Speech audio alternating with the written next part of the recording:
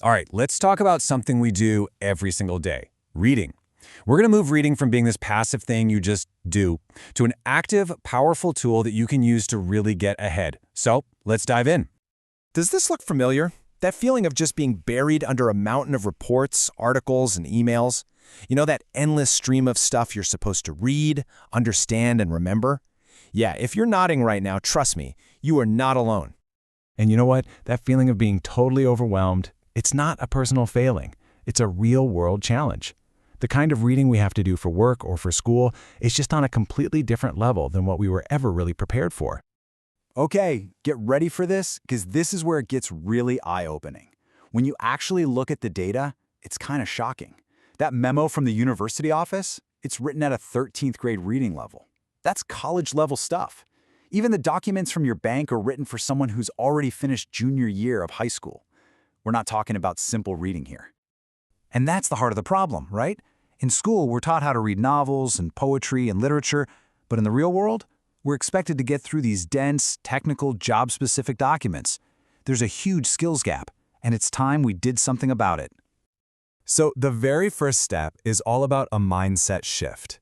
It's simple, but it is so powerful. We have to stop thinking of reading as something passive, like you're just watching a movie.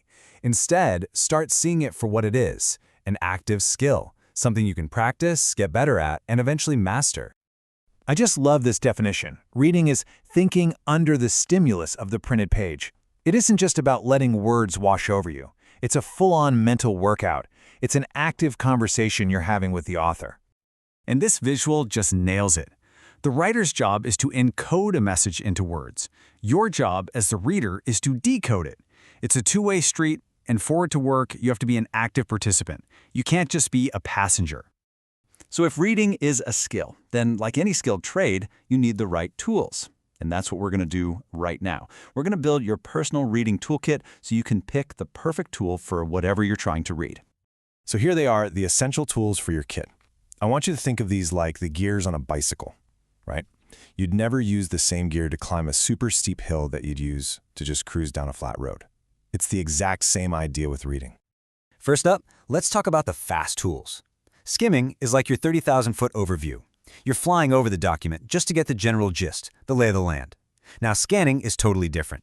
That's your search and find mission. You know exactly what you're looking for, a name, a date, a number, and you ignore literally everything else until you find it. And then we have the power tool intensive reading. This is for the really heavy lifting. This is what you pull out for a legal contract, a complex technical manual, anywhere you need to understand every single word. Okay, but what if you need to do more than just understand something? What if you need to actually master it?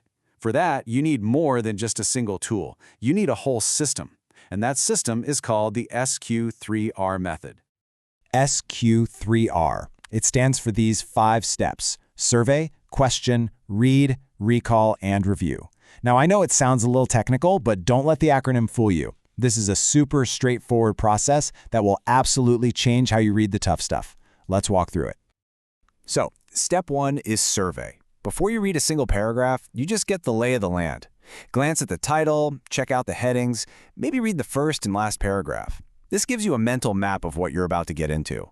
Step 2 is question, and honestly, this step is a complete game changer.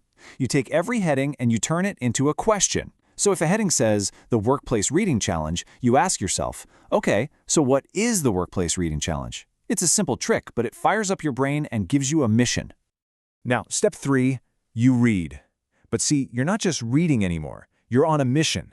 You are actively hunting for the answers to the questions you just came up with. This turns reading from a passive chore into an active investigation. Step 4 is recall, and this part is absolutely crucial. Once you finish a section, you have to look away from the page and try to explain the main points out loud, or just scribble them down. And here's the acid test. If you can't say it in your own words, you don't really get it yet.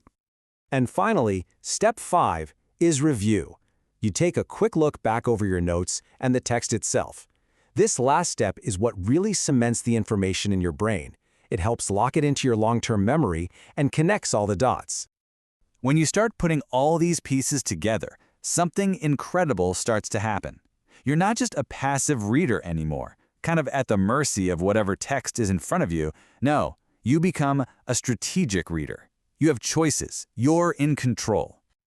So here it is, your brand new toolkit. You've got skimming to get the gist, scanning to find specifics, intensive reading for deep dives, and the whole SQ3R system for when you need to truly master something.